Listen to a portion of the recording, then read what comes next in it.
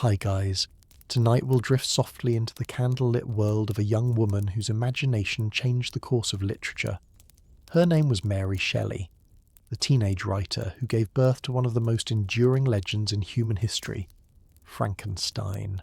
It's a story of storms and shadows, of love and loss, and of a creation that became larger than its creator.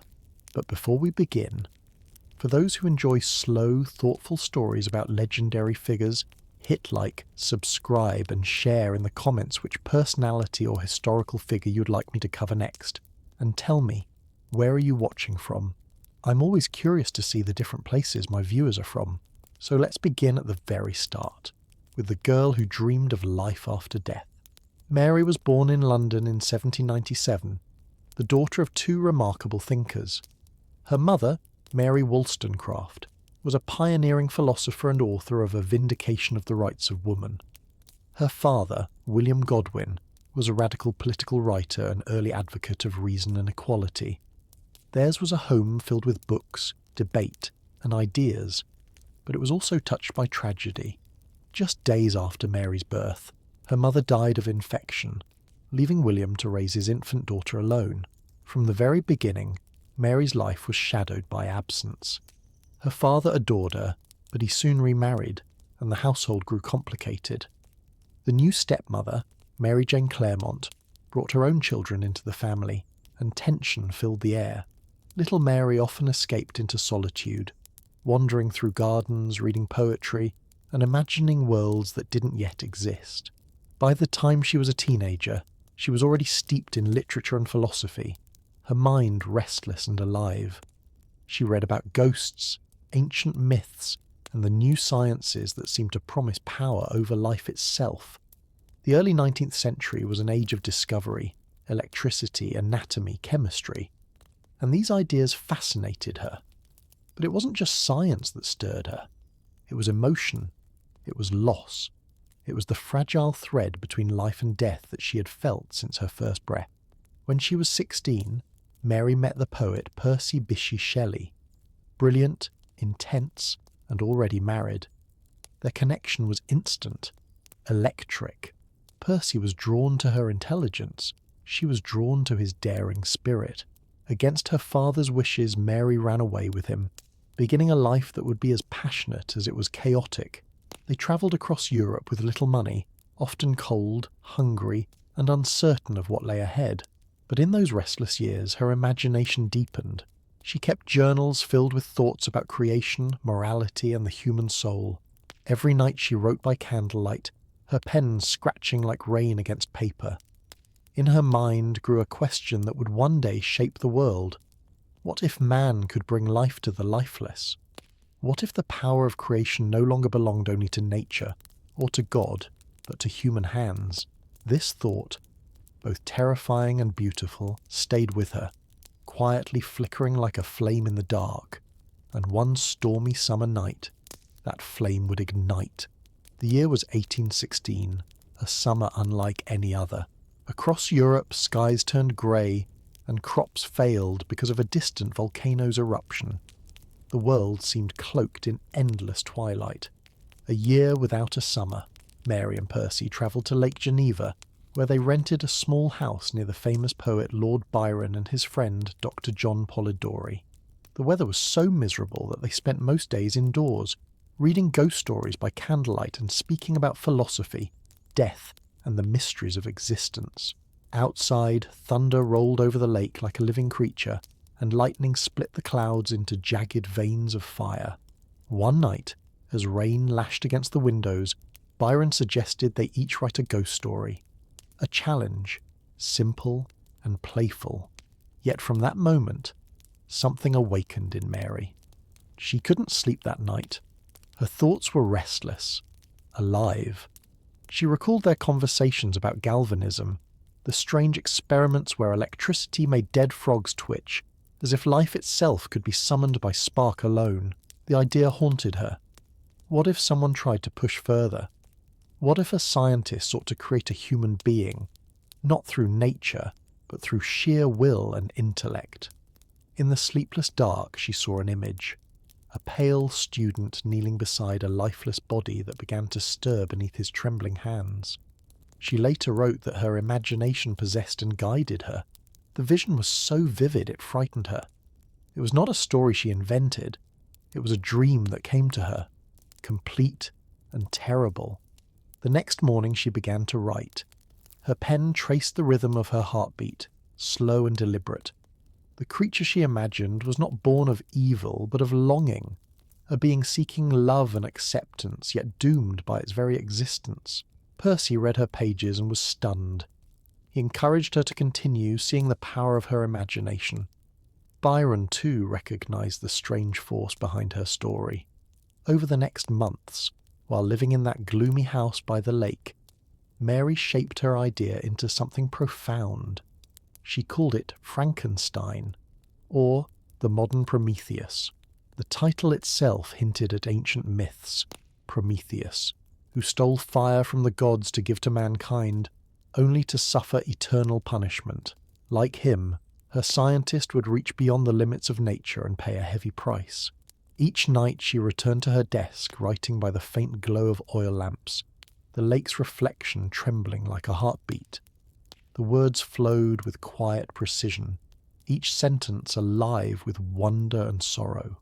By the time they returned to England, the story was nearly finished, a creation of her own hands, born in the same storm that had inspired it. When Mary returned to England that autumn, her manuscript went with her. Pages smudged with ink, margins filled with tiny notes, a fragile world bound by her hands.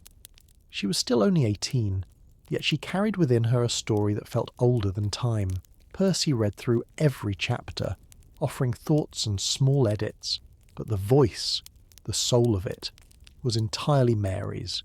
She wrote not simply of horror, but of consequence. The monster in her tale was not a villain, it was a mirror. It reflected the loneliness of its maker, the blindness of ambition, and the aching desire for love that lives inside every heart. When she finally wrote the creature's first words, "I ought to be thy Adam, but I am rather the fallen angel," her pen trembled. She knew then that her story was more than a ghost tale. It was a meditation on creation itself. Yet publishing was not easy. In 1818, Frankenstein was released anonymously, without her name on the title page. The world assumed the author was Percy Shelley, whose preface appeared in the book, a woman writing something so philosophical, so dark, so intellectual. It was almost unthinkable to many, but those who read it could sense another mind at work. The novel moved like a storm, its prose elegant, its emotions raw.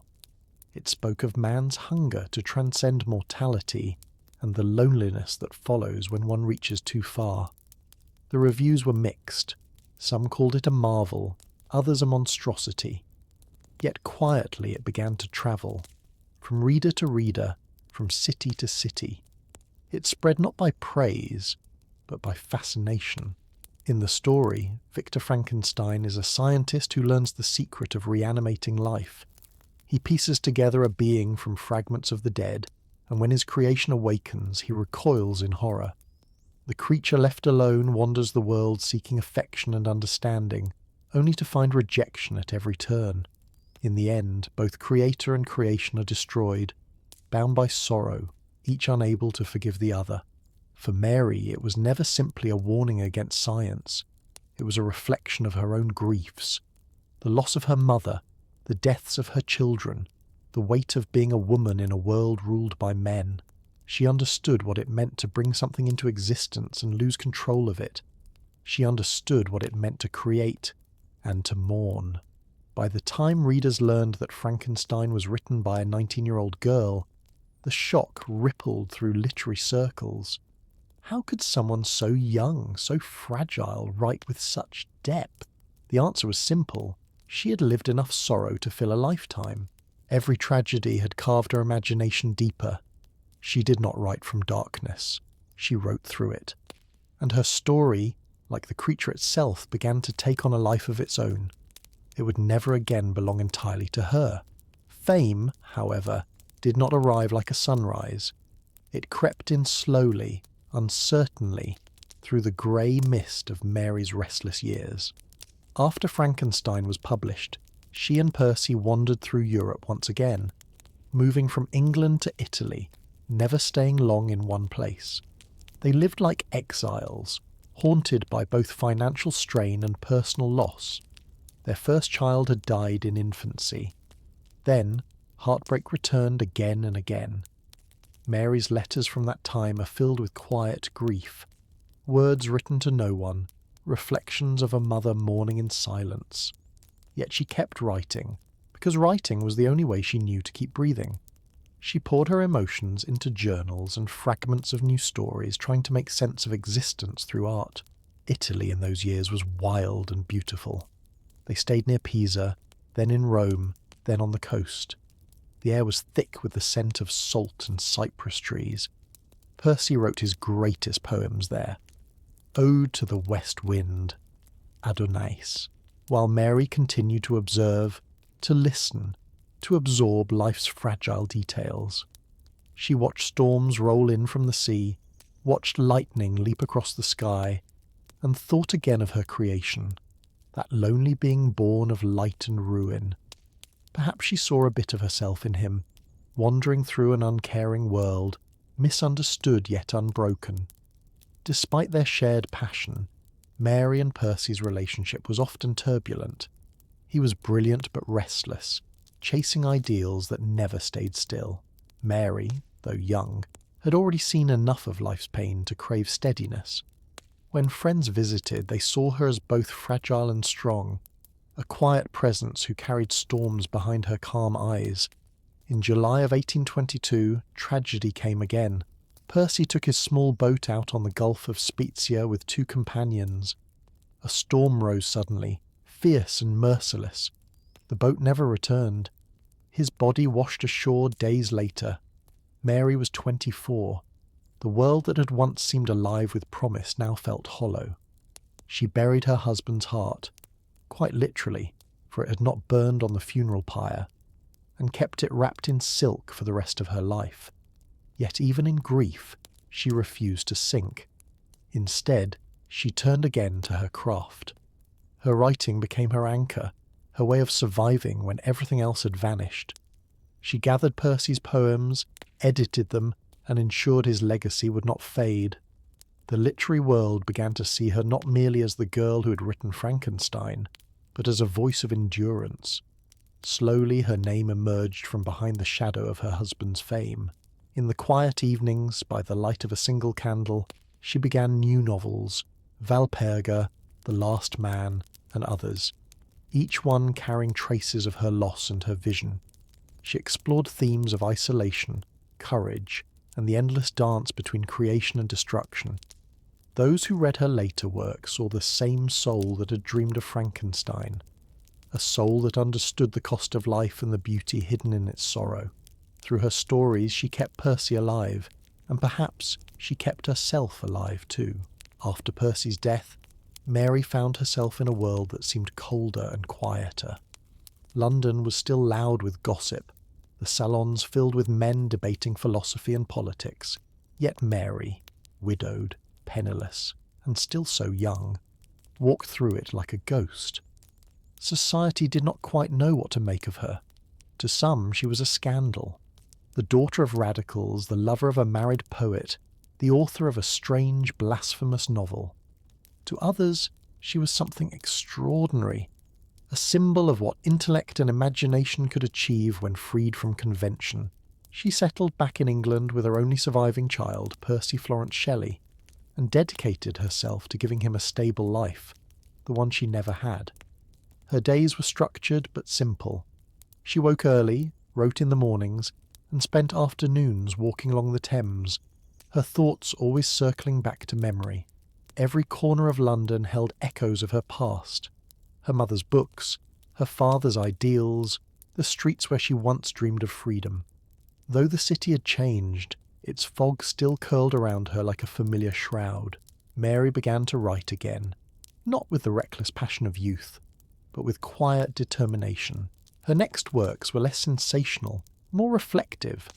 Valperga, The Last Man, Lodore, Faulkner, Each novel explored loss, courage, and the endurance of the human spirit.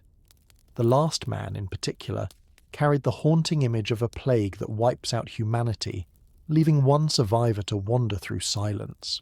Readers found it strange and visionary, too bleak for its time, but in later centuries it would be seen as one of the earliest works of science fiction, a genre she had unknowingly helped to create. Her prose was slower now, softer, like the voice of someone who had lived through storms and learned to speak gently afterward. She no longer sought fame, she sought truth. Mary's relationships with her husband's friends remained complicated. Lord Byron was long gone, but his legend lingered, and others in their circle treated her with a mixture of admiration and distance. She continued to defend Percy's memory, ensuring his work was respected, even as publishers tried to erase his radical ideas. Her love for him had become something sacred, not romantic anymore, but eternal, like a light that could never quite fade. Financially, life was hard. Mary often took on translations and small writing commissions just to survive, but she never complained. In her letters, she wrote of finding meaning in quiet persistence. "I am content," she once said, "if I can live to be of use." That simplicity defined her later years.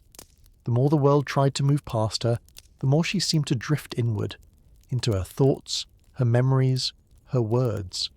Still, her mind never dimmed.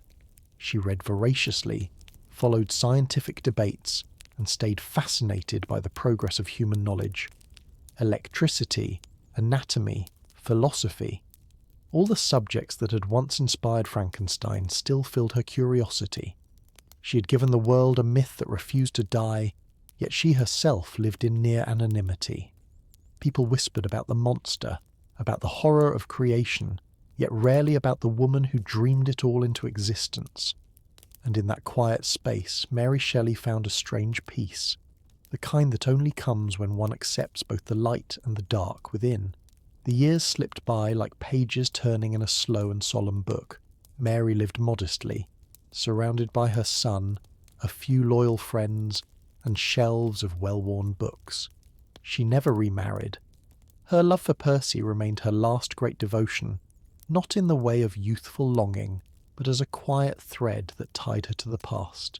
People sometimes visited her expecting to meet the gloomy authoress of Frankenstein, but instead they found a calm, thoughtful woman with gentle eyes and a voice full of patience.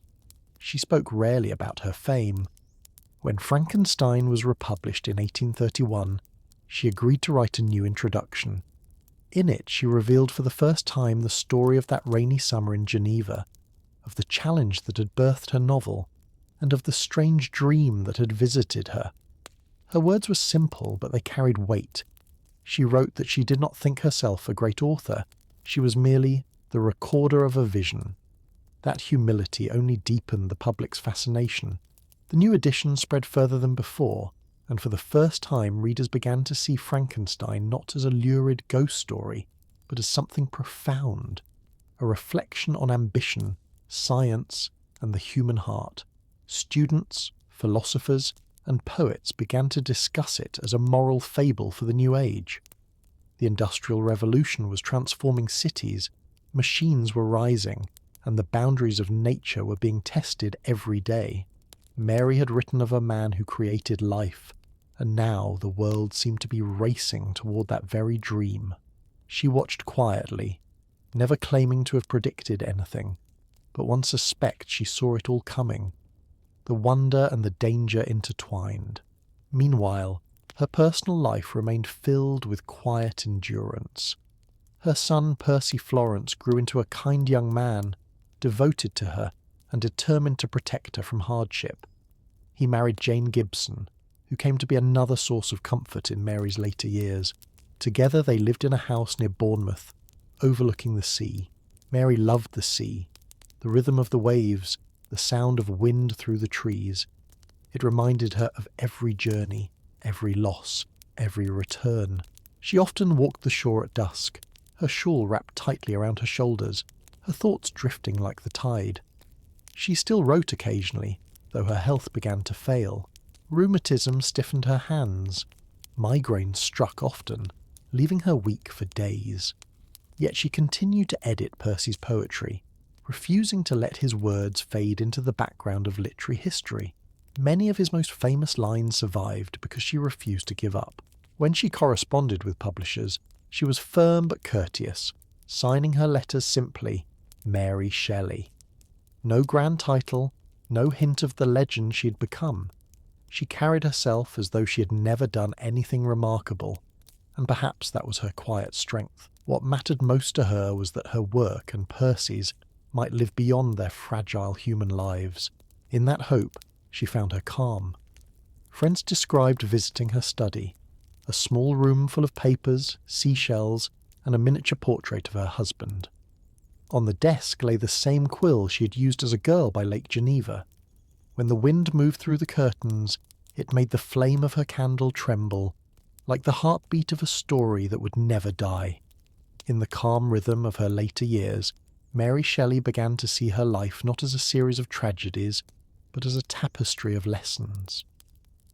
The loneliness that had once haunted her became a kind of companion. She had lived through revolutions, both personal and historical, and now she observed the world with the serene wisdom of someone who had witnessed the cost of creation. The young girl who once dreamt by candlelight had become a philosopher in her own right. Visitors often found her surrounded by papers, editing Percy's unpublished poems or rereading letters from their youth. She still wrote in longhand, her script neat and precise despite the pain in her fingers. Each line she edited felt like an act of devotion, a way of keeping his voice alive. Her home in Bournemouth was peaceful, shaded by trees and close enough to the sea that she could hear waves breaking when the wind was right. Neighbours described her as gentle and private, always polite but distant, as if part of her existed somewhere else, in memory, or perhaps in imagination. On quiet afternoons, she liked to sit near the window, wrapped in a shawl, and watch the light move across the water. It was then she would think about her book, the strange child she had brought into the world so many years ago. By the 1830s and 1840s, Frankenstein had already begun to take on a life far beyond its author. Stage plays appeared in London, with crude imitations of her creature stumbling across the stage to the shock and delight of audiences. Some were humorous, some grotesque. None captured the soul of her story. Mary never protested. She understood that once a story is born, it belongs to everyone. She had set it free, and it had found its own path. What fascinated her most was how people interpreted it. Some saw a warning against scientific arrogance. Others read it as a tragedy about human isolation. To Mary, it was something quieter, a question about empathy, about the responsibility that comes with creation. She once wrote in a letter, "We make our monsters, then fear them for showing our reflection." That simple truth followed her throughout her life. The industrial age was roaring into being, and Mary, with her keen eye for progress, often wondered what her creature would have thought of steam engines and telegraphs, of men sending their voices through wires. It seemed as though the world itself had become Frankenstein's laboratory, humming, restless, full of light and danger. Still, she took comfort in knowing her words had sparked conversation, that they made people think, even if they misunderstood her meaning. Her circle of friends grew smaller, but those who remained saw in her a rare grace. She was neither bitter nor proud. When she spoke of the past, she did so softly, without nostalgia or regret. Her grief had become part of her nature, not a wound, but a shape carved by time. Sometimes, late at night, she would reread Percy's verses aloud, her voice barely above a whisper. The candlelight would flicker on the pages, and for a moment she could almost believe he was near. In that fragile space between memory and imagination, she found peace. Her life, though marked by loss, was not defined by it. It was defined by endurance, the quiet kind that keeps burning long after the storm has passed. As the world outside grew louder, filled with invention and industry, Mary Shelley's home remained a sanctuary of stillness. The newspapers spoke of railways, telegraphs, and iron ships that crossed oceans. But inside her quiet rooms, time seemed to move differently. The soft ticking of a clock, the turning of a page, the sigh of wind through the curtains, these were the sounds of her final decade. She spent many mornings reading philosophy and science, subjects that had fascinated her since youth. The works of Darwin's grandfather Erasmus intrigued her, his theories about life and evolution echoing faintly the same questions that once stirred her imagination by Lake Geneva. Could nature itself be a grand experiment? Could life be understood, shaped, even improved? She no longer sought answers. She only wanted to understand the questions. Writing had become more difficult. Her hand trembled, her eyesight weakened, yet she continued. When she could not write, she dictated. When she could not dictate, she dreamed. Her mind was still sharp, and her dreams were vivid, often returning to the landscapes of her youth, the rain-soaked villa near Geneva, the forests of Switzerland, the silver edge of the lake reflecting lightning from a far-off storm. Sometimes she dreamed of her mother, Mary Wollstonecraft, whom she had never known in life but felt she had always carried inside her. "I like to think," she once told a friend, "that she would have understood me." The two women, one who wrote about women's freedom, the other about man's creation, were bound by the same defiance, the courage to imagine beyond the limits of their time. In those later years, Mary received letters from readers across Europe. Some thanked her for Frankenstein, others asked questions about her life. A few confessed that the story had changed the way they thought about science or God or the soul. She answered with grace and humility, never claiming credit, always directing attention to the idea itself rather than the author. Fame, to her, was like smoke, something that faded as soon as you tried to grasp it. What mattered was the spark it left behind. Her son Percy Florence often worried about her health, urging her to rest more, to write less. She would smile and say, "To write is to rest." He didn't argue. He had long understood that his mother's mind could not be still. When friends visited, they noticed how her presence filled the room, even in silence. She had grown thin and pale, but her eyes retained that curious searching light. She loved to discuss new discoveries, electricity, astronomy, medicine, always fascinated by how quickly the world was changing. Yet sometimes she would fall quiet, looking out to sea as if she were listening for something. Perhaps it was memory. Perhaps it was the sound of a boat that never came back. In 1848, revolutions broke out across Europe, but Mary barely followed the news. She'd seen enough revolutions, of the heart, of the mind, of the soul. Her revolution had been written long ago in ink and thunder. As the years drew on, she became increasingly reclusive. She spent her days among her books, her son, and her memories. Every so often, a young admirer would send her a copy of Frankenstein to sign. She always signed with the same steady script, the same modest phrasing. Mary Shelley, author of Frankenstein. No titles, no flourish, just truth, simple and enduring. And with that signature she continued to breathe life into the story that had once been her dream, ensuring it would never truly die. The winter of 1850 settled slowly over Bournemouth, bringing with it a kind of gentle quiet that seemed to suit Mary Shelley's soul. She was in her early 50s now, though her face appeared older, weathered by years of loss, reflection, and endurance. Each morning she rose with the light, wrapped a shawl around her shoulders, and moved through the house like someone moving through a dream. The servant spoke softly around her, as though aware that she lived more in thought than in sound. Her son and daughter-in-law cared for her tenderly, ensuring she never wanted for comfort. But Mary's world had grown inward. Books were her companions, letters her conversation, and memory her constant shadow. She was no longer the girl haunted by visions of lightning and creation, yet the story of Frankenstein continued to live beside her like an old friend, one she could neither escape nor resent.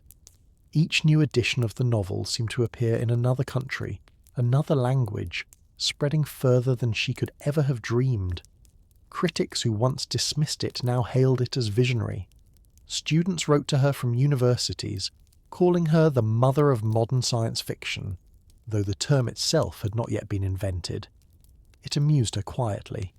She had not written to predict the future, only to ask questions that would never grow old. One evening that winter, she sat by the fire reading one of Percy's poems. To a skylark. The words, so familiar, filled the room like music. Our sweetest songs are those that tell of saddest thought. She closed the book and let her gaze fall on the flames, thinking how true that line had always been. Her sweetest creation had indeed been born of sorrow, yet in that sorrow there was light, a kind of divine persistence that kept her spirit alive when everything else had fallen away. Her health, however, continued to decline. The headaches that had plagued her for years grew more severe. At times, her vision blurred, her right side weakened. She had suffered from what doctors called nervous attacks, though today we might call them the signs of a brain tumour. Still, she refused to complain. "I have lived enough," she told a friend. "The rest is but patience." In those last years her correspondence grew more tender, more philosophical. She wrote of faith not in the religious sense, but in the human one. Faith in progress, in kindness, in the endurance of imagination. To one admirer she wrote, "If our creations outlive us, then we have served life well." It was the truest reflection of how she saw her existence. On good days she would take short walks in the garden, the sea breeze cool against her face. She loved the smell of damp earth and the sound of gulls circling above. Nature still felt sacred to her, though she no longer sought to explain it. Sometimes she would pause by the rosebush Percy had planted years before and whisper his name, not as a prayer but as a memory returned to its source. In those moments she felt no fear of death, only curiosity, the same curiosity that had guided her since youth. She had lived through the birth of a legend and watched it grow beyond her reach. Now, as the shadows lengthened and her body grew frail, she seemed ready to join that endless story herself, not as the writer of monsters, but as the woman who gave them a soul. The final chapter of Mary Shelley's life unfolded quietly, without spectacle or tragedy, only the slow dimming of a long-burning flame. By 1851, she could no longer write for long periods. Her right hand trembled too much, and the pain behind her eyes had become constant. Yet her spirit remained gentle, uncomplaining. She spent her mornings in the small sitting room facing the garden, wrapped in layers of shawls, the air faintly scented with salt and rosewater. Books still surrounded her. Homer, Dante, Rousseau, her mother's essays, Percy's poetry, and a well-worn copy of Frankenstein, its edges softened from decades of touch. She sometimes read aloud a few pages, her voice slow but clear, as if reminding herself that she had once summoned something powerful from nothing. The servants often paused to listen without her noticing. There was something mesmerizing about hearing those words written by a girl of 19 who had faced the storm of existence and survived. Her son, Percy Florence, remained her constant guardian. He would sit near her for hours, reading aloud from newspapers or new scientific journals, knowing how her mind still hungered for knowledge even as her body weakened. "The world moves fast," she once said to him, smiling faintly. "I am content to watch it from the shore." Sometimes she would ask him to describe inventions she could no longer see clearly. Locomotives, electric lights, photographs. She called these Frankenstein's children, not with fear but with fascination. "They will go further than we dared," she murmured once, "and perhaps they will learn to care for what they create."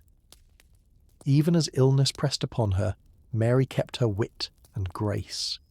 Visitors recalled her dry humour, her quiet intelligence, her way of turning any conversation into something thoughtful. She rarely spoke about Percy Shelley, yet his memory filled every corner of her home. His portrait hung above her writing desk, and his heart, preserved in a small silk pouch, rested inside one of her drawers. It was both a relic and a secret comfort. She had loved only once, and that love had lasted her entire life. In her final months, Mary's health declined sharply. Paralysis set in on her right side and her speech began to falter. Still, she refused pity. When a close friend expressed sorrow at seeing her so diminished, Mary replied softly, "Do not grieve. My work is done." On February 1st, 1851, she passed away in her sleep, surrounded by candlelight and silence. She was 53 years old. The world barely noticed at first. Only a few newspapers carried short obituaries. But time, as always, had other plans. Her son buried her beside her parents in the churchyard at St. Peter's in Bournemouth. Beneath her grave lay the heart of Percy Shelley, completing at last the strange circle of their lives. Over the years, the moss grew thick over the stone, yet the name never faded. Readers continued to discover her, to find in her words the same pulse of wonder and fear that had once kept her awake on that stormy night in Geneva. She had lived quietly, died quietly, but the story she left behind would never rest. It would breathe again and again in every age that dared to imagine life beyond the limits of nature.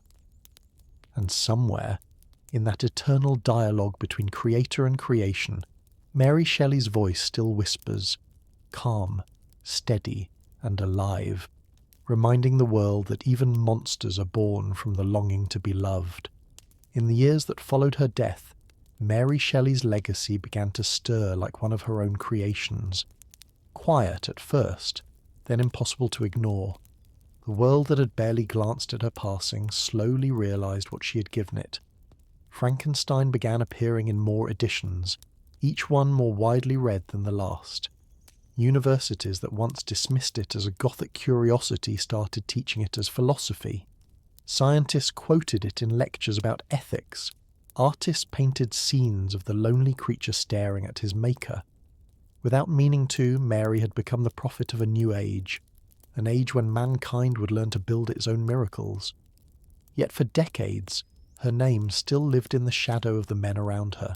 Her husband, her father, Lord Byron.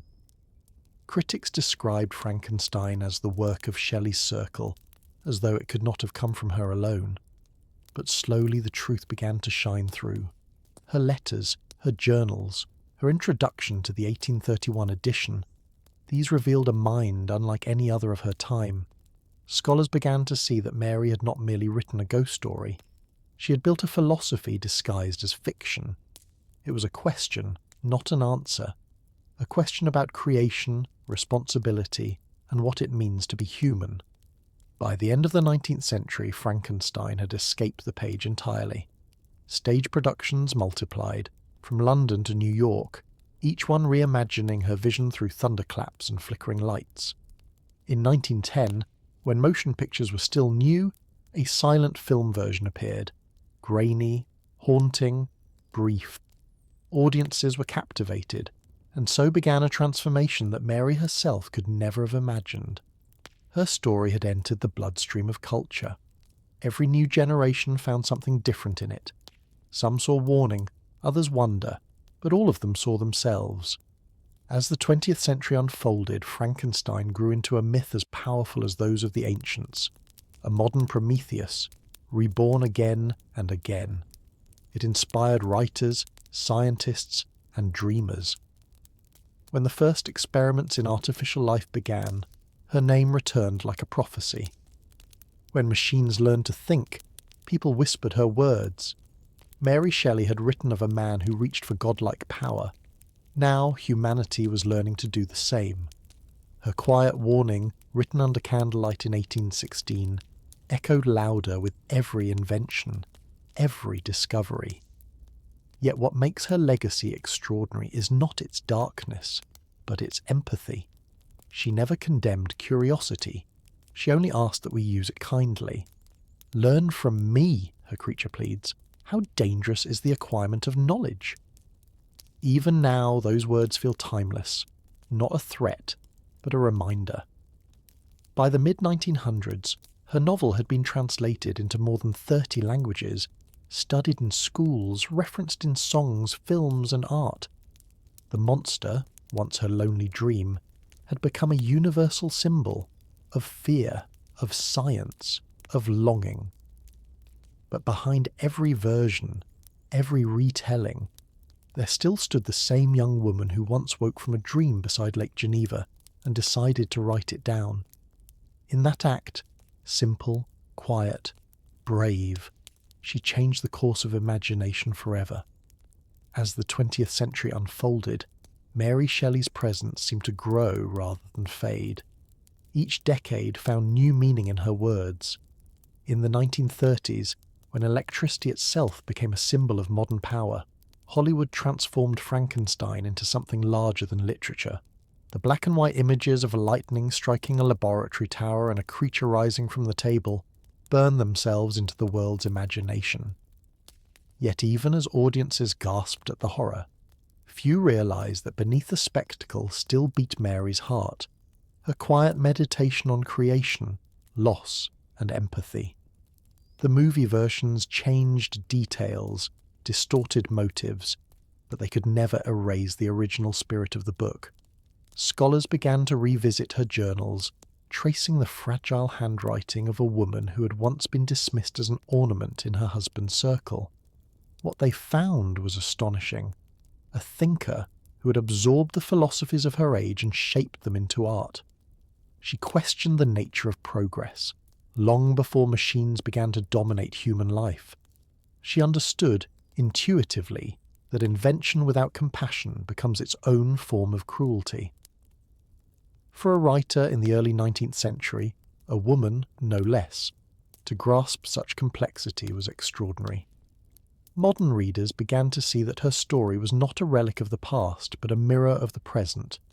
In laboratories where scientists worked on cloning, robotics, or artificial intelligence, Frankenstein was whispered as both inspiration and warning. Mary had predicted the moral questions that would haunt every age that tried to play with the boundaries of life.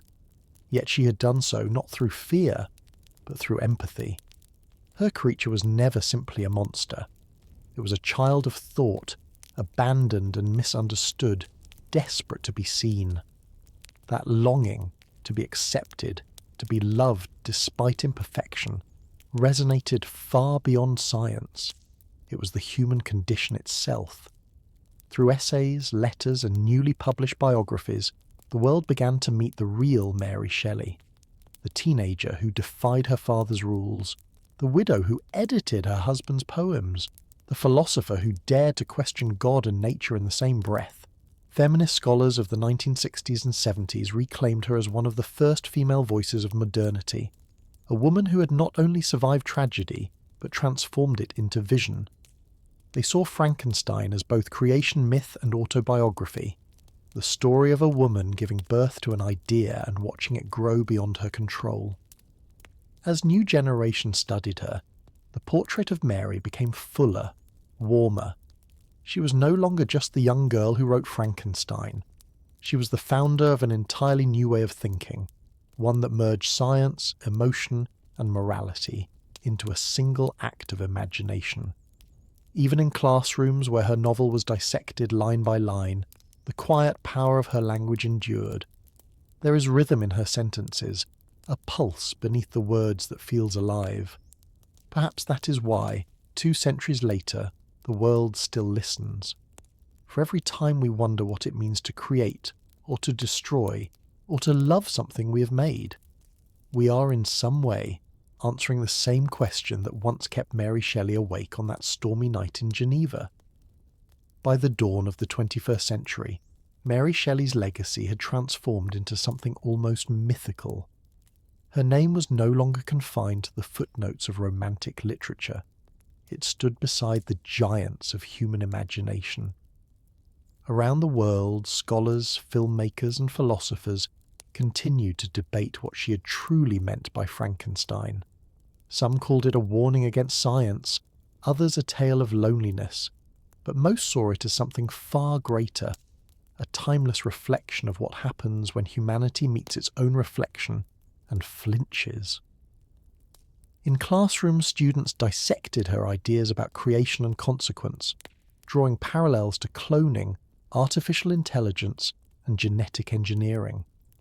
Every new breakthrough in technology seemed to echo her pages. Even astronauts carried her story into orbit, comparing the birth of machines to her awakening of life. Mary Shelley had written about a candle flickering in the dark, yet her vision reached all the way to the stars. What made her story endure, however, was not the terror, but the tenderness within it. Readers who returned to the novel as adults often found themselves struck not by the creature's violence, but by his yearning.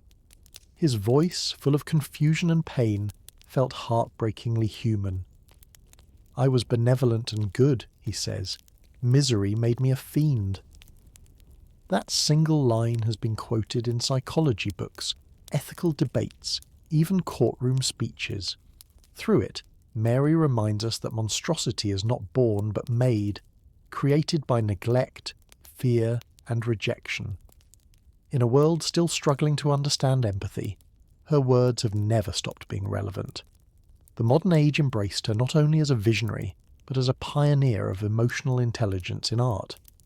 Her portrait began to appear on book covers, postage stamps, and museum walls.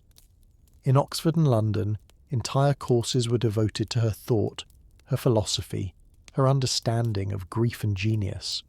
Students walked the same streets she once had, imagining her as a young woman clutching a notebook in the rain, chasing a dream she could not explain. Meanwhile, artists across the world found new ways to reinterpret her creation. Frankenstein's creature appeared in paintings, operas, ballets, graphic novels, even children's cartoons. In each version, a different truth shone through. Some painted him as a victim, others as a metaphor for technology, others as the lonely child of progress. And somewhere behind every portrayal, Mary's quiet voice seemed to whisper, "Do not fear what you make, understand it." In that message lay the true secret of her immortality. Unlike so many who wrote for fame, she wrote to explore the soul. She had not sought attention, only meaning. Yet by doing so, she achieved both. 2 centuries after her death, her story remains one of the most enduring symbols of human creativity. It is read by scientists and poets alike, quoted in laboratories and libraries, remembered each time a discovery challenges the laws of nature. And if Mary Shelley could somehow see the world she helped to imagine, a world of electric hearts, artificial minds, and endless questions, perhaps she would smile softly, knowing that her candle had become a constellation, still flickering against the vastness of the unknown. In the quiet archives of modern libraries, where the air smells faintly of paper and time, Mary Shelley's handwriting still glimmers like a pulse from another century. Each stroke of her pen feels alive, deliberate, thoughtful, filled with both strength and fragility. Scholars who handle her notebooks often speak of a strange intimacy, as though she's there beside them, whispering her thoughts through the ink.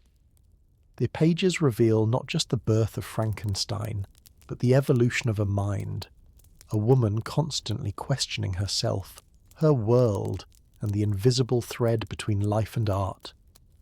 What astonishes readers today is not only the imagination she possessed, but the courage it required. In an era when women were expected to write poems about flowers or love, Mary wrote about creation, death, and the responsibility of power. Her story began where others ended, with the line between man and God trembling in the dark.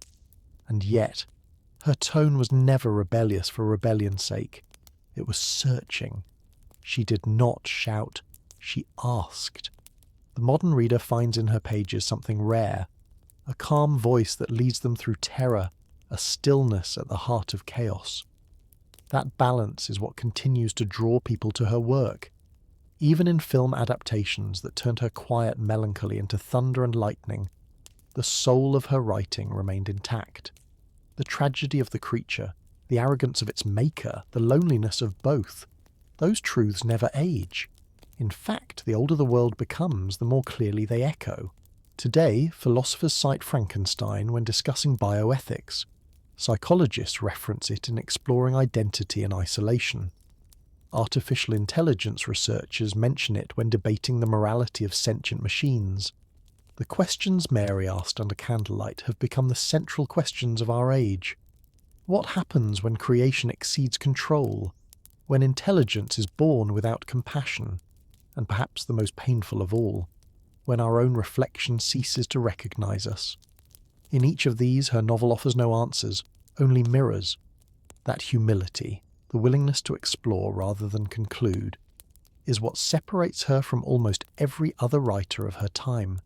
She gave us not doctrine, but empathy, not condemnation, but curiosity. The quiet revolution she started has influenced countless others. Writers like H.G. Wells, Aldous Huxley, Ray Bradbury, and Margaret Atwood have all, knowingly or not, followed in her footsteps. Each time humanity invents something new, Mary Shelley's shadow stretches across the laboratory wall, and yet beyond all the intellectual admiration, there remains the human story. The image of a young woman in exile, grieving, dreaming, and writing through the night beside a stormlit lake. That image endures because it holds both genius and tenderness. Her creation story is not about power, it is about love, the painful, inevitable love between every creator and what they bring into being. We are drawn to her not because she frightened us, but because she understood us. 200 years later, she continues to remind us that even in the deepest dark, imagination is not an escape. It is the light itself. As the centuries passed, Mary Shelley's story ceased to be only about the monster or the man who made him. It became a meditation on creation itself, the act of bringing something new into a world that might not yet be ready to receive it. Every artist, inventor, and dreamer who risks misunderstanding walks the same trembling path she once did. In her notebooks, between reflections on grief and fragments of unfinished tales, she often wrote about responsibility, the duty to care for what we create, whether it is a story, a machine, or a human bond. Her life itself mirrored that philosophy. She nurtured her husband's poetry, preserved her parents' ideas, and gave her own thoughts to a future she would never see. That sense of stewardship has become part of her myth. Even now, when people speak of playing God, they unknowingly speak in her language. Frankenstein has become not only a novel, but a metaphor woven into human speech. Politicians use it when talking about technology gone too far. Scientists use it to question ethics. Artists use it to describe creation without compassion. Few stories have transcended language and culture so completely. And yet, in all this fame, the woman behind it remains almost ghost-like, glimpsed through her words, not her portraits. She wrote quietly, never proclaiming genius, never imagining she would shape the moral vocabulary of the modern age. Perhaps that humility is what gave her story its staying power. She never told the reader what to think. She invited them to feel. The endurance of her work proves something she may have suspected, that emotion outlasts intellect, that empathy survives even the decay of progress. When a reader meets her creature on the page, they do not see a villain. They see themselves, lonely, misunderstood, yearning to be seen. And that recognition is what keeps her story alive long after the lightning fades. In the age of technology, where machines speak and images think, Mary's vision feels prophetic. Each new invention echoes her question. What happens when we create something we can no longer control? Scientists building neural networks and artificial life often return to her text for wisdom. They find not fear, but compassion. The reminder that knowledge is not dangerous by nature. It is our neglect of its consequences that makes it so. Her work stands like a compass pointing toward responsibility. And beyond philosophy, there is something even deeper, her poetic understanding of life's fragility. She knew from childhood that every act of creation carries loss within it. To give life to something new, is to surrender a piece of yourself. Her own life proved that truth again and again. She brought stories, ideas, and even love into the world, only to watch much of it vanish before her eyes. Yet she never stopped creating. She kept her pen moving even when her heart was heavy, because to her, creation was the only way to survive. Perhaps that is why Frankenstein endures, because at its core, it is not about science at all. It is about the human soul, its need to build, to love, and to reconcile the loneliness that follows both. And in that quiet understanding, Mary Shelley still lives, not as a ghost of the Romantic era, but as the first voice of our own. In the modern world, where technology hums in every pocket and invisible codes pulse through the air, Mary Shelley's words feel strangely alive, as if she foresaw not the details but the spirit of our age. When she wrote of Victor Frankenstein, she wasn't describing machines or laboratories. She was describing the human heart's hunger to know, to master, to surpass. That same hunger drives the world today. Scientists reach for the origins of consciousness.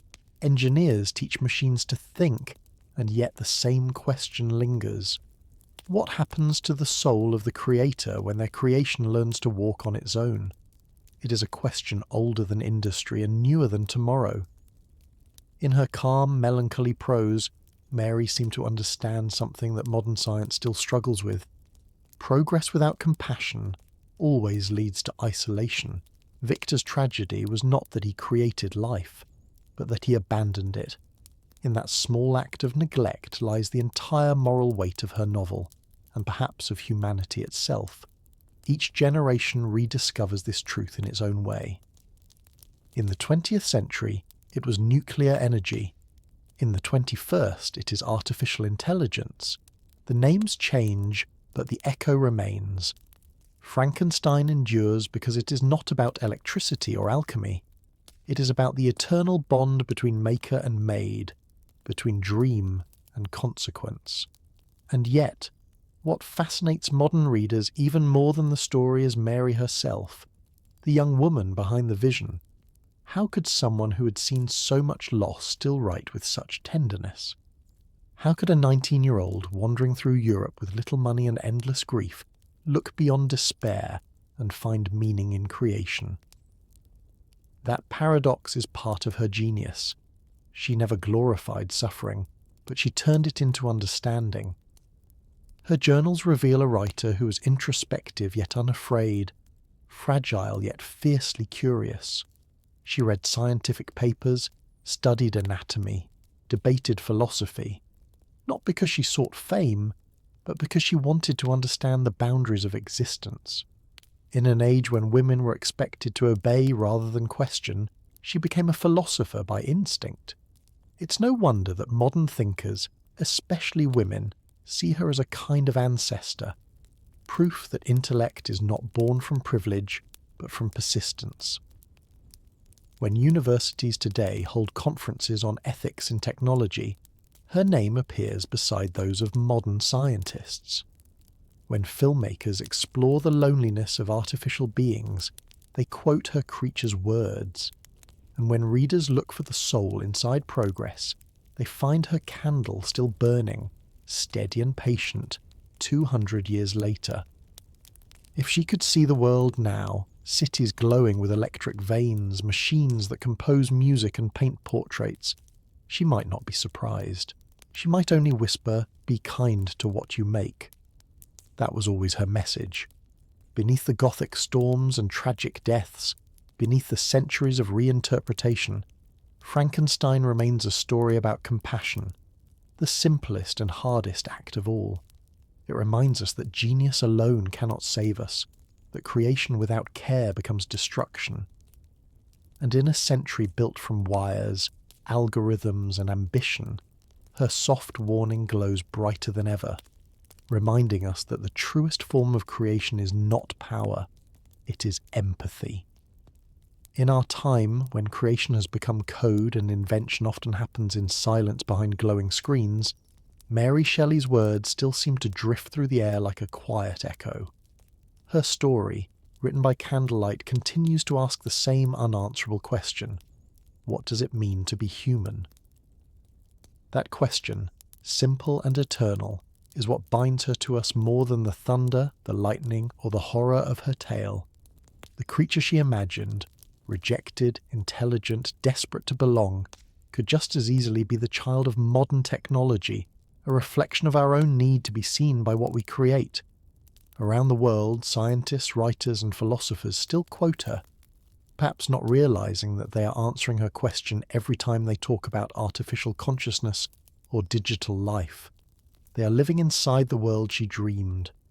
2 centuries ago, she imagined a mind built by human hands. Today, such minds speak, learn, and even write. Her prophecy has not only survived but unfolded. And yet, what remains most remarkable about her story is not its prediction, but its compassion. Mary Shelley understood before anyone else that the true terror of existence is not in death or creation. It is in loneliness. Her creature's suffering, his longing for acceptance, mirrors the very essence of human nature. When we read his words, we are not frightened of him. We're frightened of ourselves. That is why Frankenstein remains alive. Because it tells the truth that every generation tries to forget, that progress without empathy is emptiness. The deeper one looks into her writing, the more modern it feels. Her sentences move with the patience of observation, the tone of someone who has seen too much to be naive yet still believes in wonder. She does not condemn Victor. She pities him. She does not destroy her creature. She listens to him. It is that balance, the union of intellect and tenderness, that has made her voice immortal. The romantic poets among whom she lived wrote of fire and rebellion, but Mary wrote of endurance. She believed that strength was quiet and that creation, however flawed, was an act of love. That belief shaped not only her fiction but her life. She raised her son in the image of that same balance, to dream but also to care. In a way, the legacy of Frankenstein became a family legacy too. Her descendants preserved her manuscripts, her letters, her small belongings, until they became artifacts of a woman who never stopped asking questions. Today, her handwriting rests in glass cases, and students line up to see it, whispering as though in the presence of something sacred. Perhaps it is. For within those delicate lines lies the beginning of a conversation the world has never stopped having, about creation, morality, and the fragile beauty of thought. Even now, in laboratories that pulse with light instead of lightning, the hum of machines feels like a continuation of her dream. Humanity still stands at the same crossroad she described, between the joy of invention and the fear of what it may become. And if she could speak to us from across the centuries, she might not warn or lecture. She would simply remind us to look at our creations with love, because everything we bring into the world eventually becomes a mirror of who we are. 200 years have passed since Mary Shelley first set her pen to paper, and yet her story breathes more vividly than ever. What began as a single dream beside a stormy lake has become a myth woven into the DNA of human thought. Frankenstein no longer belongs to one age or one interpretation. It belongs to all who have ever dared to ask, what is the cost of creation? In classrooms, laboratories, and film studios, her question repeats itself like a heartbeat. Each generation finds its own reflection in the creature's eyes, the yearning of a lonely child, the ambition of a scientist, the fear of a society that cannot love what it does not understand. What makes the novel so timeless is not its science, but its soul. Beneath the Gothic thunder, Mary wrote a love story between maker and maid, parent and child, dream and responsibility. That tenderness is what the centuries could never erase. Even in the modern age, with its satellites, algorithms, and artificial minds, her words carry the same weight. A calm reminder that every act of creation demands compassion. Scholars often describe her as the mother of science fiction, but that title only scratches the surface. She was also a philosopher of empathy, a poet of consciousness, and a historian of grief. Through her pen, she connected the human heart to the frontier of discovery. It is astonishing to realize how many of her fears and hopes have come true. We live in a time when machines can compose music, paint portraits, even simulate emotion. The line between life and artifice blurs more each year, and the echoes of Frankenstein are everywhere, in debates about cloning, robotics, and the ethics of artificial life. Yet in all these conversations, it is Mary's soft warning that endures. Do not forget the soul of what you create. She understood that curiosity without care becomes cruelty. That lesson has never lost its relevance. Her story teaches us that invention is not dangerous by nature. It becomes dangerous when it outgrows its maker's heart. Perhaps that is why, after so many adaptations and reinterpretations, the original novel still feels personal. When modern readers encounter the creature's voice, his loneliness, his hunger for love, they see not a monster, but a reflection of themselves in a world that often feels indifferent. Mary's gift was not to terrify us, but to humanize the things we fear. And so her story continues to travel, crossing borders, languages and technologies. It is whispered in classrooms, performed on stages, transformed into films and songs. No matter how it changes, the core remains untouched. The simple truth that creation without compassion destroys both the maker and the made. Somewhere perhaps Mary would smile at how her dream has evolved, from ink and paper to circuits and screens, and yet still carries the same beating heart. Her candle still burns, its light flickering softly through every conversation about science, art, and humanity. And though she never sought to be remembered, she's become eternal, not because she created a monster, but because she taught the world how to love one. Across the decades, as the modern world continued to build its own creatures of light and logic, Mary Shelley's quiet wisdom found new meaning. In the laboratories of artificial intelligence, in the corridors of biotechnology, her shadow lingers, not as a warning carved in fear, but as a voice of conscience. She once wrote of a man who shaped life and recoiled from what he had made. Today, that same story unfolds in subtler forms. The creators of machines, codes, and digital minds often speak her language without realizing it, of ethics, of unintended consequences, of creations that outgrow control. It's almost poetic that her idea, born beside a thunderstorm in 1816, became the moral map for an age defined by electricity and data. Yet for all the brilliance of her foresight, it is her empathy that feels most prophetic. The creature's cry, "I am alone and miserable," remains the most human sentence ever written about artificial life. It is the sound of existence discovering itself.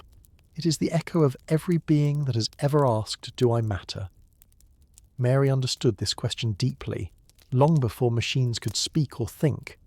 Her life, marked by loss and longing, gave her the ability to see tenderness even in terror. That perspective is what sets her apart from every writer of her time. She did not invent monsters. She recognized the humanity inside them.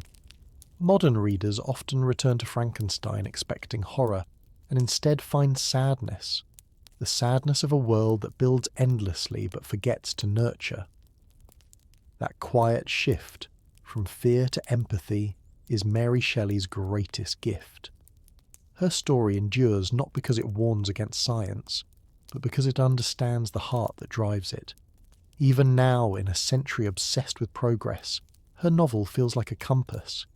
It reminds us that the real miracle is not creation itself, but the compassion to care for what we make. In every factory, every lab, every digital network, her philosophy still breathes. There is a reason her name resurfaces whenever humanity touches the unknown. When the first atomic bomb was tested, scientists whispered of Frankenstein. When cloning was discovered, ethicists quoted her. When artificial intelligence began to write its own words, her name appeared again. She is the silent witness of human ambition, the candle flickering in every bright machine. And yet, beyond all the science and symbolism, her legacy remains profoundly personal. She gave the world more than a myth. She gave it a mirror. Through it, generations have seen their own reflection, the yearning, the brilliance, the loneliness that define creation itself. And maybe that is why, after all this time, her voice still feels alive, because it speaks not to the mind but to the soul. The young woman who once wrote by stormlight continues to guide the world she could never have imagined, whispering through centuries of invention the simplest and most essential truth, that creation, without kindness, will always return to its maker, asking softly to be understood. Today, when we speak of Mary Shelley, we speak not only of a novelist, but of a mind that somehow saw centuries ahead. Her story is taught in schools, discussed in philosophy classes, debated in ethics panels, and retold in nearly every artistic form imaginable. Yet few remember that it all began with a teenager, sitting by a dim candle, trying to make sense of grief and wonder. That image, a young woman alone with her thoughts, surrounded by stormlight and silence, has become a kind of sacred myth for writers and dreamers everywhere. It reminds us that ideas often begin in quiet rooms, born from pain and imagination. And perhaps that is why Frankenstein continues to resonate, because at its core, it is not the story of a scientist, but of a soul-seeking connection. When Mary wrote her creature's words, she was not inventing a monster. She was translating loneliness. 2 centuries later, her sentences still carry the rhythm of that heartbeat. Scholars often say that she gave birth to science fiction, but she also gave birth to something gentler, emotional intelligence in literature, a way of merging logic with empathy. Before her, science and art rarely spoke. After her, they could never be separated. The creature's awakening, his first confused breath, became a symbol of every human attempt to understand its own creation. That moment, one of awe, fear, and sorrow, has inspired not only novels and films, but entire fields of study. Psychologists quote her when discussing identity. Theologians cite her when exploring creation myths. Engineers whisper her name when facing the moral questions of invention. She is everywhere, and yet she remains elusive, quiet, graceful, unpretentious. Mary never sought immortality, but immortality found her. Her legacy is one of paradox. She wrote about darkness and gave the world light. Her creature has become more human than most of us care to admit. Each time someone calls another person a Frankenstein, they often forget that in Mary's eyes the true monster was not the creature, but the absence of compassion. That idea has outlived revolutions, wars, and empires. It still cuts to the core of what it means to exist in a world built by human hands. If Mary could see the modern world, our electric cities, our artificial minds, our endless hunger for progress, she might smile softly, perhaps sadly, but not with surprise. She knew from the beginning that humanity's gift was not invention, but imagination, and that imagination always comes with consequence. She would recognize our triumphs and our mistakes as echoes of her own story. Victor's ambition, the creature's loneliness, the dreamer's eternal need to reach beyond what is known. Yet she would not condemn us. Her lesson was never to stop creating, but to create consciously, tenderly, responsibly. To remember that what we make will one day look back at us, and in that reflection, we will either see fear or love. That choice, she knew, defines every age. So her words remain, steady as the candle that once lit her desk, whispering through time, "Be gentle with your dreams. They have a life of their own." And in that single truth lies the reason Mary Shelley still lives, not just in books, but in every moment the human heart dares to imagine something greater than itself. The world that followed Mary Shelley's imagination has long since outgrown the candlelight that once guided her hand. Satellites circle the Earth, computers hum with near-conscious rhythm, and humankind now holds power she could scarcely have described, to rewrite DNA, to create artificial beings, to simulate worlds within worlds. And yet, even with all this brilliance, her voice still lingers like an echo under the noise.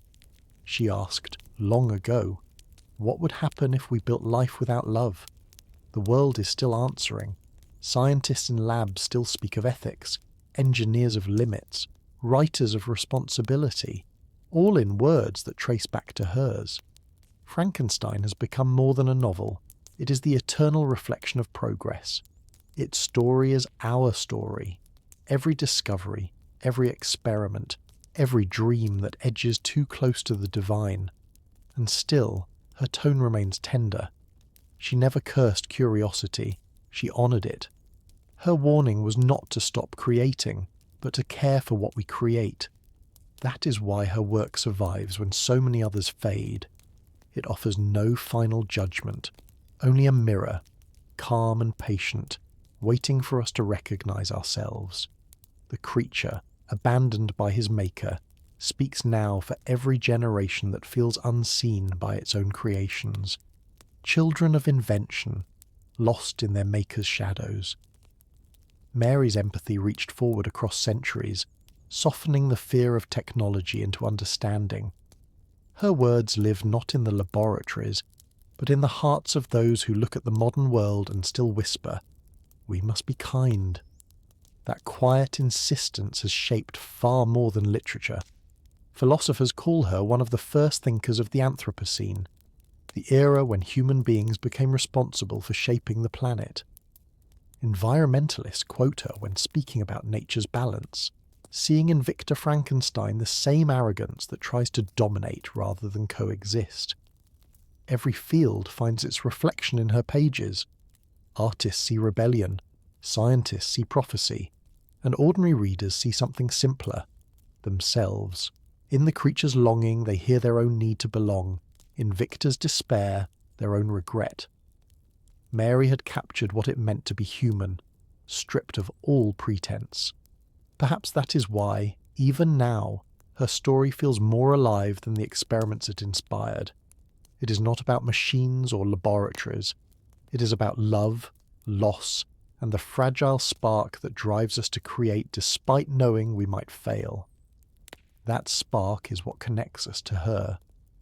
In the quiet hours of night, when someone sits before a glowing screen and writes, invents, designs, they are repeating her ritual.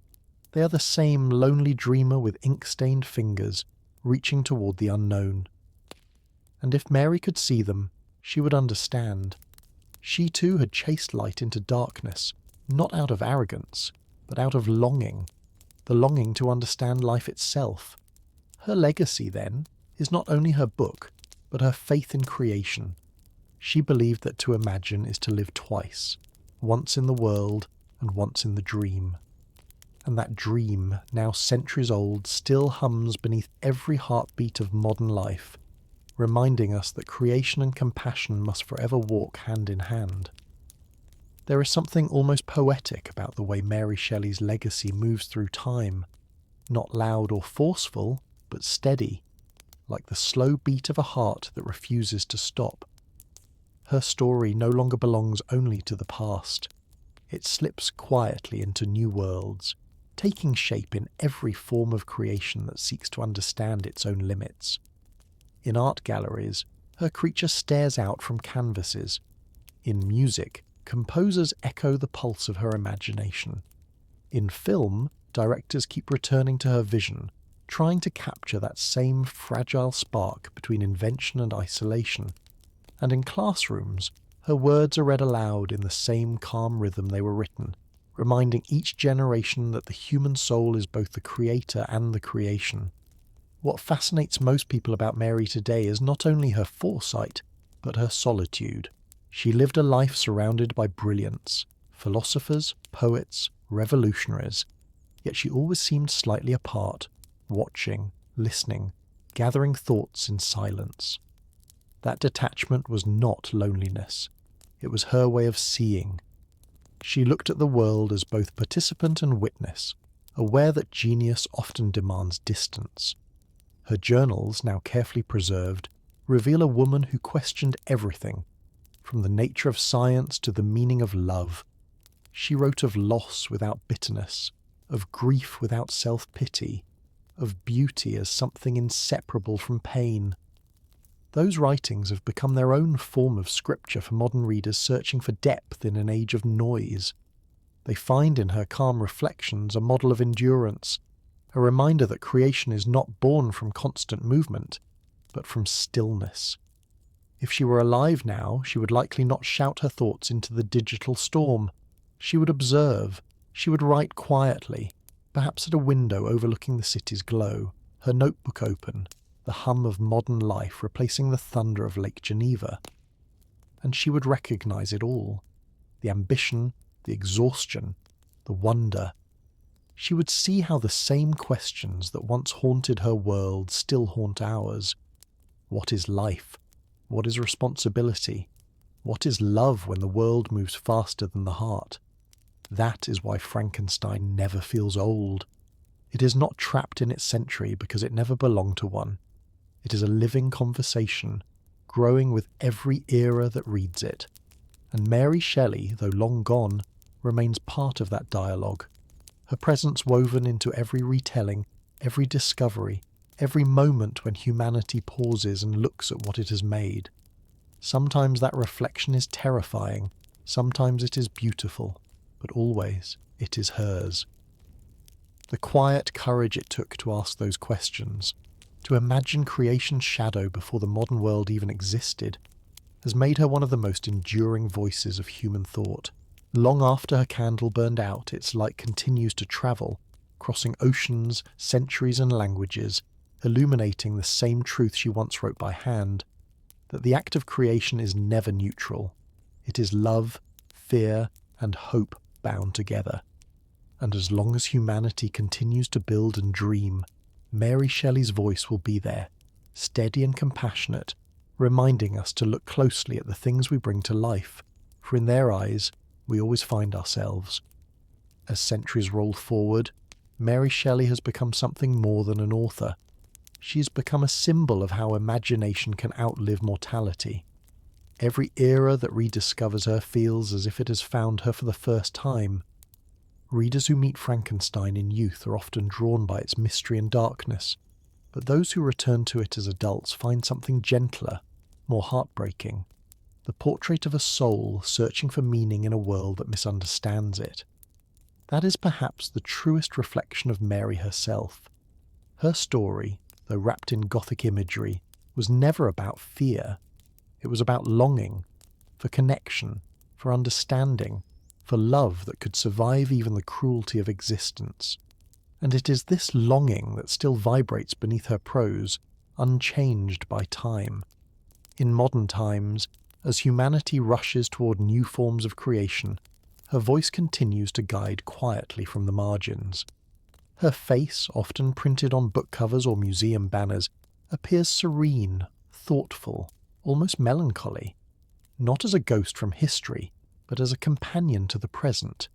Students in distant corners of the world read her words by electric light instead of candlelight, yet the feeling is the same, that she is whispering directly to them across 200 years. It is remarkable how intimate her work remains. The creature's voice, trembling with confusion and pain, feels as alive as ever, perhaps even more so in an age of disconnection. Many people see in him their own reflection, a being created into a world that does not always know how to love. That universality is why Frankenstein never fades. It speaks to the part of every person that wants to be seen for who they are, not what they appear to be. And through that empathy, Mary accomplished something no machine, no system, no invention ever could. She gave humanity a language for its own vulnerability. Her life's sorrows, once private and unbearable, have become a shared vocabulary of feeling. She turned pain into philosophy, heartbreak into history. In her notebook she once wrote, "Sorrow is knowledge. They who know the most must mourn the deepest." It was both confession and prophecy. For through her the world learned that creation, whether scientific, artistic or emotional, always carries sorrow within it, because to create is to care, and to care is to risk loss. that truth has made her immortal. In every modern creation story, from robots to digital minds to new worlds imagined in cinema, Mary's presence flickers like static in the background.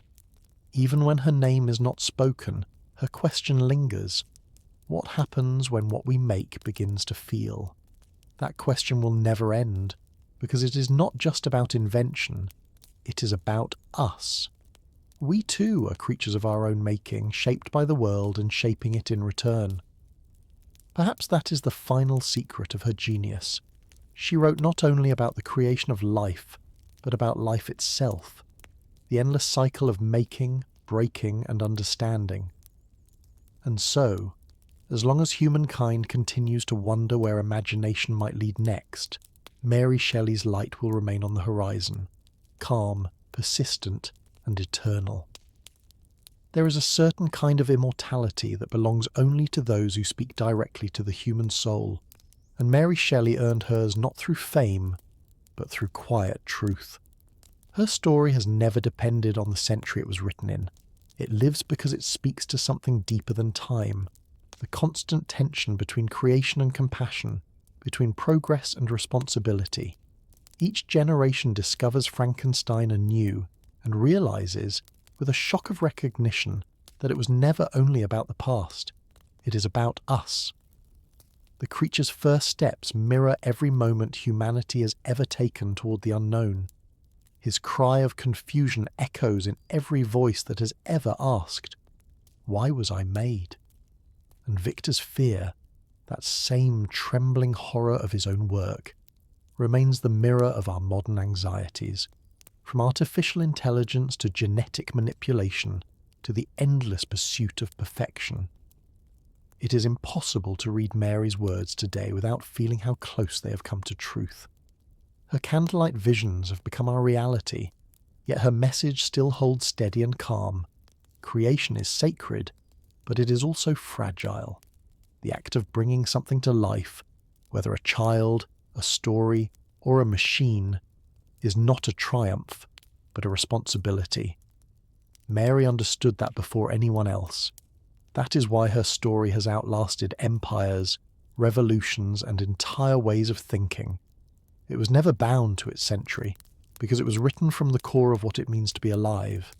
In her lifetime, she was often overshadowed by her husband, her father, her famous friends.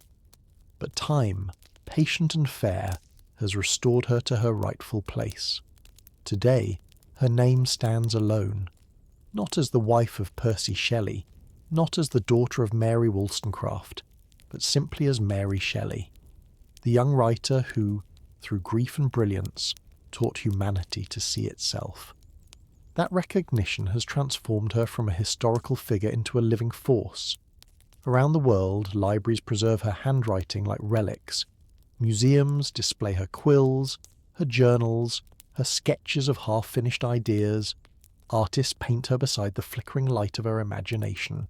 And when readers visit her grave in Bournemouth, they often leave candles instead of flowers, as though to honour the light she carried into the dark. What few realise, though, is that Mary never sought to be remembered as a prophet or a visionary. She sought only to understand.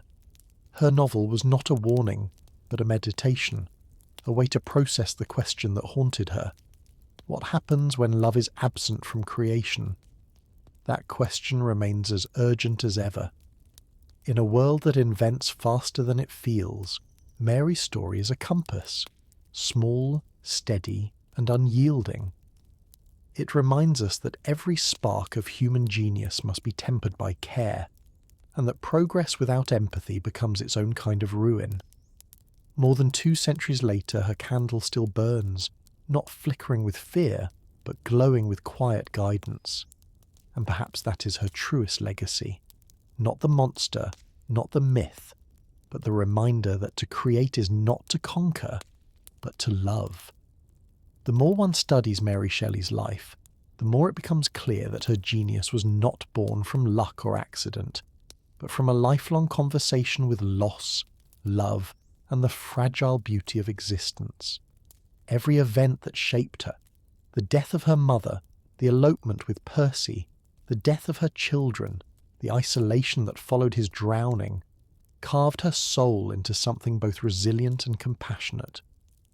Out of that quiet suffering came her understanding of humanity, that we are all creators and creatures at once, capable of both tenderness and destruction. This truth breathes through every page she ever wrote. Frankenstein was only the beginning. Her later works explored the same ache, the yearning for connection in a world that cannot always give it. She never stopped asking questions, never stopped feeling deeply, even when feeling itself was painful. That, more than her intellect, is what made her immortal. Today, when we revisit her words, we find a wisdom that feels almost divine in its simplicity. She reminds us that to imagine is an act of courage, because imagination means seeing beyond what already exists, and to do that one must face the unknown. Mary faced it her entire life. She lost nearly everyone she loved, yet she never stopped believing in creation as a form of hope. She once wrote, "We are formed for love. It is our principle of existence and its only end." Those words, simple and profound, reveal the heart beneath her darkness. Even her monster, misunderstood, feared, abandoned, was not evil. He was only unloved. That insight changed storytelling forever. Before her, horror was about fear. After her, horror became about empathy. She turned the genre into something philosophical, emotional and human. And because of that, every story that explores loneliness, identity, or the consequences of power owes something to her hand. The world, though faster and louder now, still turns to her in moments of reflection. Scientists studying consciousness quote her. Writers creating new worlds borrow her structure. Philosophers debating ethics recall her message. Her thoughts have seeped into the foundation of modern imagination, invisible but indestructible. What makes this even more extraordinary is that she did it all before turning 20. While most people at that age are still learning who they are, she was already exploring what it means to be. And though the world around her often tried to minimize her voice, time has magnified it. Now her story feels like a mirror for our own, a reminder that every invention, every creation, begins the same way hers did, with a question whispered in the dark. That question, what if, still drives humanity forward, for better or worse. Mary Shelley gave us permission to ask it, but she also gave us a way to listen to the answer. Her story teaches that imagination must walk hand in hand with compassion, or else it devours itself. That lesson is timeless, and perhaps eternal, for as long as humankind continues to create, to write, to build, to dream, her voice will follow softly behind, reminding us that the power to give life also carries the duty to cherish it. And in that gentle truth, Mary Shelley's heart still beats, quiet but unending across the centuries. What makes Mary Shelley's story so enduring is that it continues to unfold even long after her death. It isn't merely that her book survived, it's that the questions she asked have become more alive with time. Her novel no longer sits quietly on a shelf. It walks beside us, shaping how we see progress, invention, and morality. Whenever a new technology is born, her voice seems to rise again, calm but unignorable. She did not live to see the electric lights that would illuminate the cities of the world, or the wires that would carry voices across oceans, yet somehow she anticipated their moral shadows. Frankenstein was never about rejecting knowledge. It was about remembering that knowledge without compassion is blindness. In our own age, filled with data, speed, and endless creation, that message feels almost like prophecy. She once described the act of writing as breathing life into the stillness. That phrase has become the essence of her legacy. For 200 years, readers have been breathing life into her story again and again, reimagining it, debating it, loving it. In that sense, Mary herself has become what she once wrote, a creator whose creation will never die. The connection between her life and her work is inseparable. Her creature's loneliness mirrors her own sense of isolation as a woman among men who doubted her intellect. The scientist's guilt reflects her own fear of losing those she loved. Even the novel's bleak landscapes echo her journeys through Europe, the glaciers of Switzerland, the ruins of Italy, the restless seas of England. Every scene feels lived, not imagined. That authenticity is why the novel has endured. It wasn't born from fantasy, but from feeling, the kind that can only be written by someone who has known both wonder and loss. When modern readers encounter her words, they often describe a strange familiarity, as if Mary had already seen them. Perhaps that is true. Her writing doesn't just predict science, it predicts emotion. She understood the loneliness of the future long before the future arrived. That is why her story still resonates in a world surrounded by connection, yet starved for understanding. People may not always read Frankenstein for the same reasons now, some for its philosophy, others for its romance, some for its strange beauty, but all come away changed. There's something in its rhythm, its balance between terror and tenderness, that lingers after the final page. It reminds us that every life, no matter how broken or misunderstood, carries within it the desire to be known.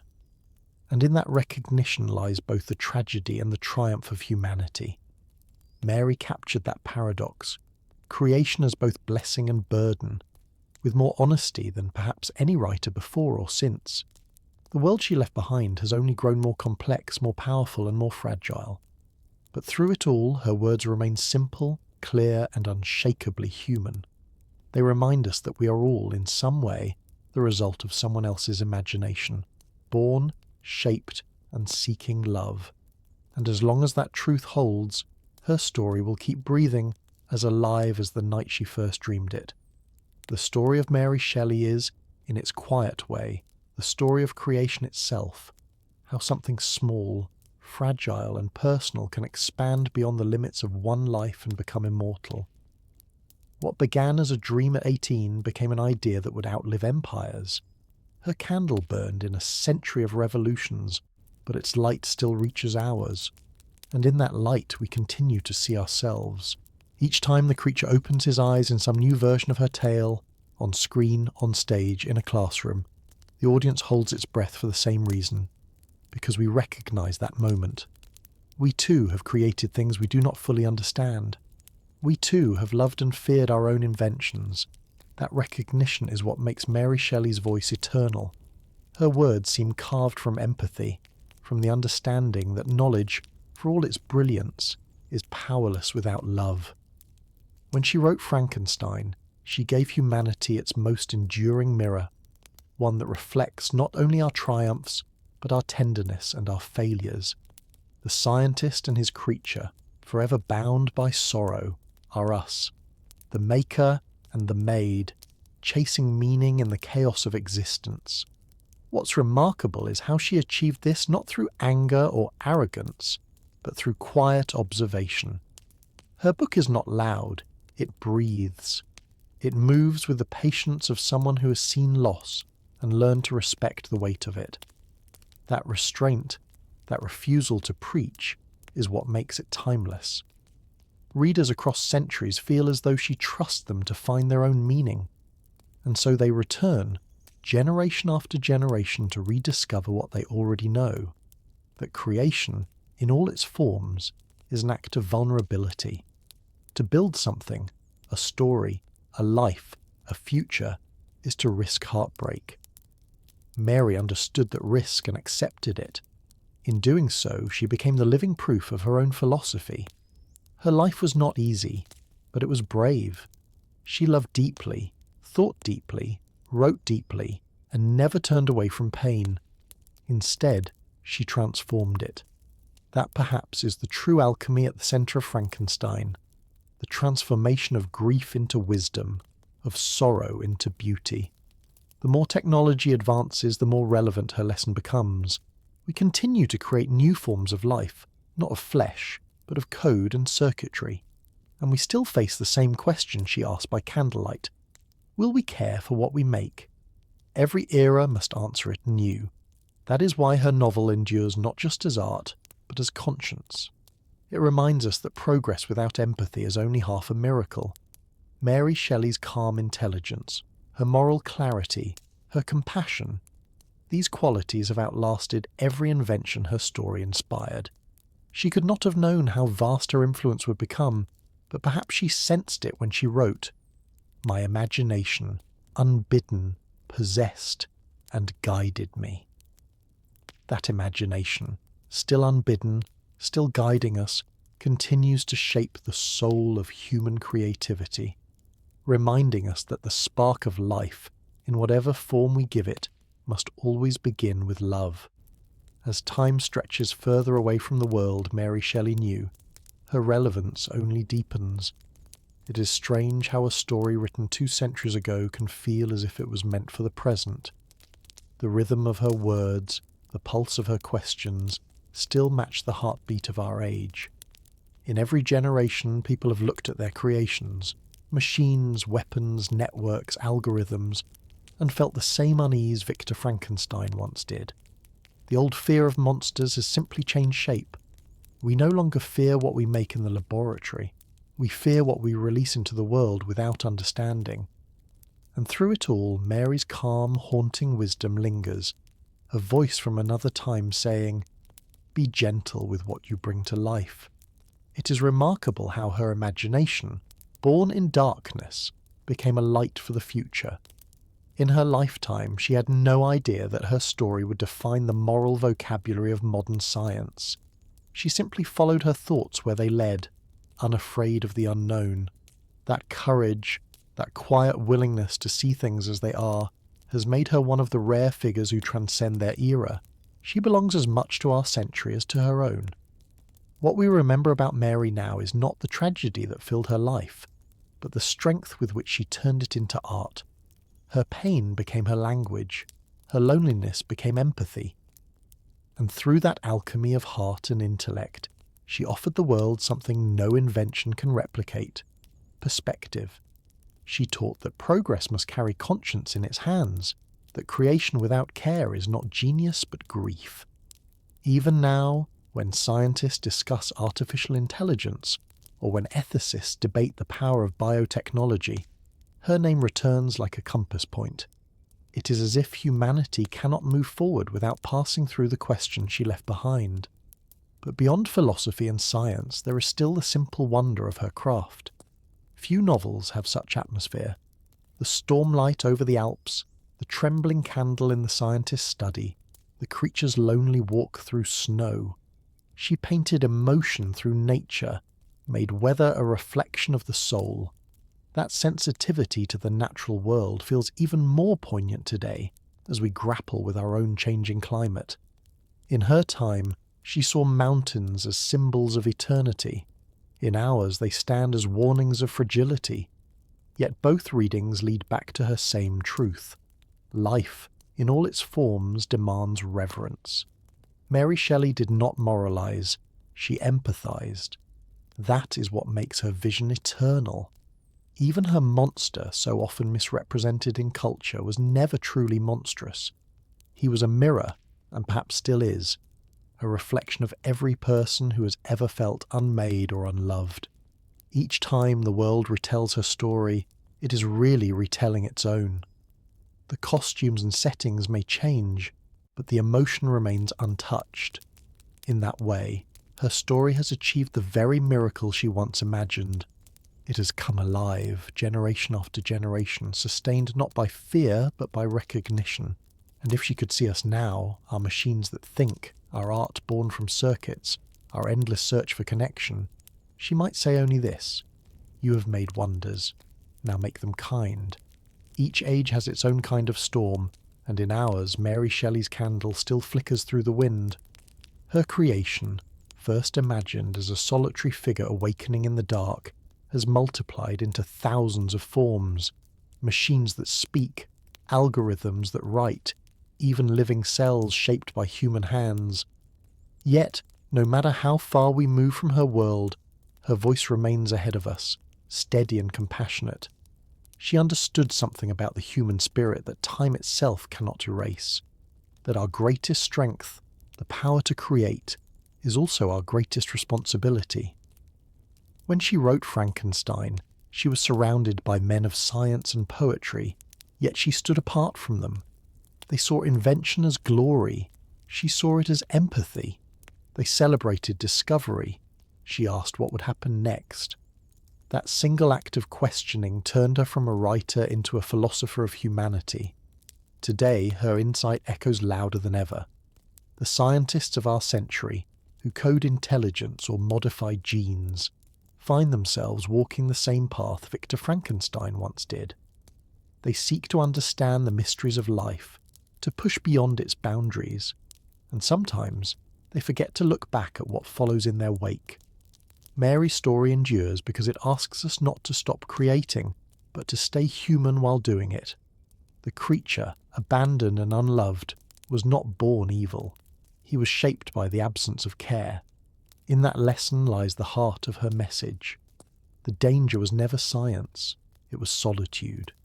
It was forgetting that every invention, every experiment carries emotion as much as intellect. That is what makes her vision prophetic. She foresaw the moment when humanity would learn to give life in new forms, but she also foresaw the loneliness that would come with it. The more we create, the more we risk forgetting what connects us. Her novel reminds us to bridge that distance, to remember that even progress needs tenderness. For all its darkness, Frankenstein is a book of hope. The creature's longing to be loved, Victor's guilt, the fragile beauty of life surrounded by death. All of it points toward the same truth, that compassion, though often lost, can still be found. And perhaps that is why her story will never die. Each generation reads it differently, but comes away with the same quiet understanding, that love is not a weakness of creation, it is its purpose. Mary herself lived that truth. Through heartbreak, exile, and loneliness, she continued to believe in the worth of life. She never stopped writing, never stopped observing, never stopped hoping that her words could help the world understand itself. She succeeded beyond imagination. What began as a dream became a philosophy, and what began as fiction became a map of conscience. Her legacy isn't a book, it's a heartbeat that continues beneath the noise of progress. And as long as there are creators, in labs, studios, or stories, her question will remain: will you love what you make? The answer, whispered or thundered, will always lead back to her. 2 centuries after her passing, Mary Shelley's light still glows in the corners of human thought, soft, steady, unyielding. Her story has become part of the architecture of imagination itself, a cornerstone on which both science and art have built their futures. What she wrote in solitude by candlelight now burns across screens and circuits, taught in classrooms, whispered in laboratories, reimagined on every stage and every page. And yet, through all its transformations, her message remains as intimate as a heartbeat. Creation is not about control, it is about care. Every retelling of Frankenstein, every adaptation, essay, experiment or echo, carries within it her same plea for empathy. That is why her words still breathe, because they are not tied to the machinery of her century but to the pulse of what it means to be alive. She once dreamed of a creature awakening in a storm, seeing the world for the first time through terrified eyes.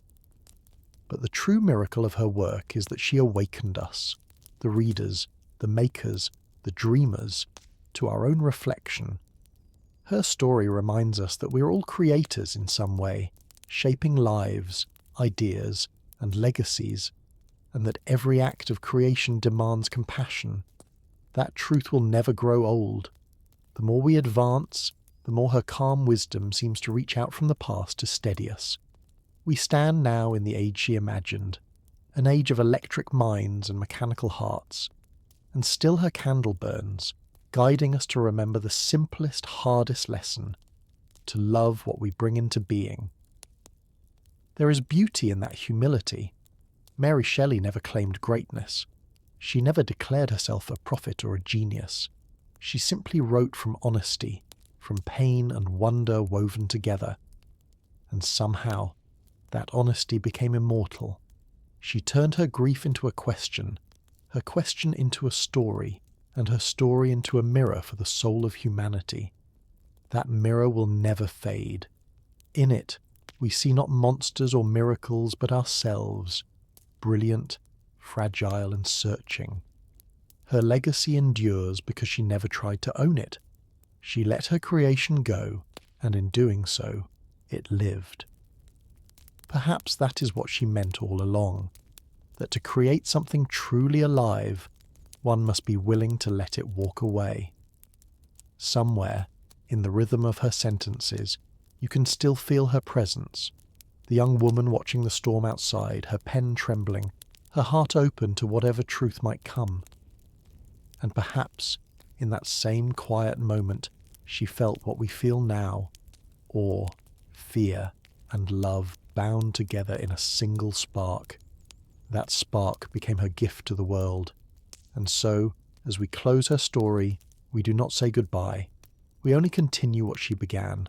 For every time a new mind imagines, every time a hand reaches out to build or to write or to heal, the same ancient fire flickers again, the one she lit by the lake in the summer of 1816. Its glow has never gone out. It burns still, in us, through us, and beyond us. The eternal light of Mary Shelley, the young writer who created life with nothing but her heart, her sorrow, and her boundless belief in the power of imagination.